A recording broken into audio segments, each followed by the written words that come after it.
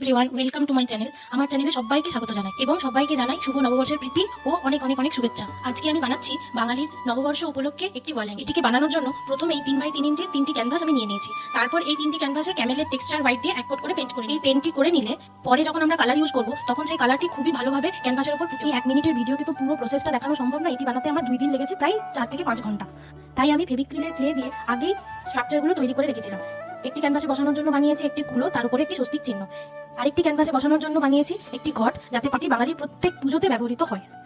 এবং আরেকটি ক্যানভাসে বসানোর জন্য বানিয়েছি একটি হাত পাখা, যেটি গরমকালে এখন আর হয়তো ইলেকট্রিক ফ্যানের জন্য হাত পাখা ব্যবহার হয় না, কিন্তু আগেকার দিনে প্রত্যেকটি বাড়িতে এই হাত পাখার চল ছিল। কারণ আমি তো এখনো দেখি যে আমার ঠাকুমার মাথার কাছে একটি হাত পাখা রাখা থাকে। তার কাছে যতই তার ঘরেতে একটা ইলেকট্রিক ফ্যান চলুক, তার একটি হাত পাখা লাগবেই। সেটি মাথায় রেখে আমি এই হাত পাখাটি এখানে দেওয়ার চেষ্টা করি। তারপর করে নিয়েছি ফেভিক্রিলের অ্যাক্রিলিক কালার ব্যবহার করেছি।